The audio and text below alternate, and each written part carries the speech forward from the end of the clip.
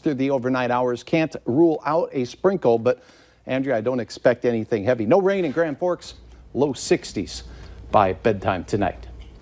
All right, thanks so much, Hutch. We'll catch up with you in a few minutes. The Becker County Sheriff's Department is looking for a man who ran away from his work release over the weekend. 41-year-old Ricardo Gomez was on work release but didn't check in Saturday after work. Authorities say he was in the program on drug-related offenses. The Sheriff's Department also says he doesn't pose a violent threat to the public, but anyone with information about Gomez is urged to call police.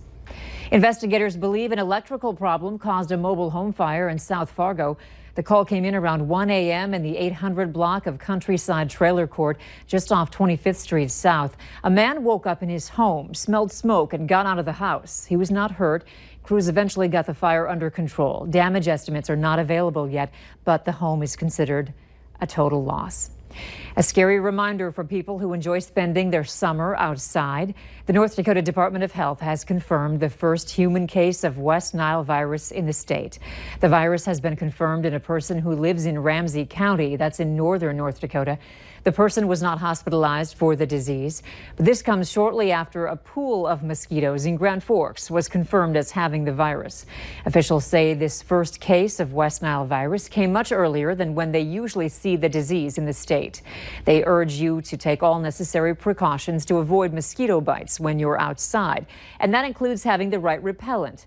Ben Prather with Cass County Vector Control says that so far this season, mosquito conditions have been pretty fair, but with the rainy weather over the weekend and more coming our way later this week, he says it's time to stock up on repellent. There are a number of different bug sprays you can choose from, but Prather says there is one main ingredient you should look for.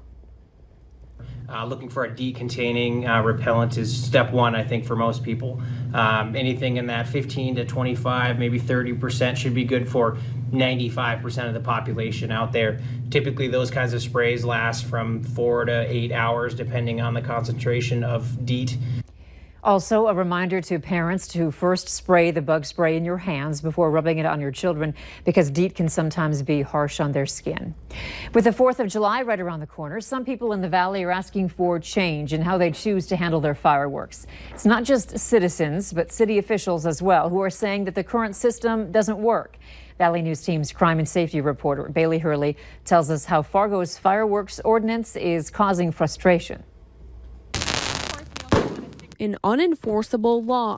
Usually when they get there, the fireworks have ended and they look around, don't see anything, and if there's someone to talk to, they'll talk to them and then they'll leave. That's what Gehrig is calling Fargo's ordinance against lighting off fireworks on the 4th of July or any other time of the year. So if it's a law that we can't enforce, if it's something that we can't stop, then we need to look at the law, make it more common sense. And that's just what Memory Fireworks tried to do last year, asking customers to sign a petition to allow fireworks to be shot in city limits on the 4th and New Year's Eve. Where can I do it? Where can I do it? And we also look at as we don't want somebody to go light off their fireworks in the middle of nowhere where there's no water and then just them to leave them behind on the road, because that's not safe either. But there's no petition this year. Reuter says he left it in the hands of the city commission and hopes the law changes soon. Fargo residents are also wishing for a change, some saying they traveled to other parts of the valley to light things off, while others just hope they don't get caught.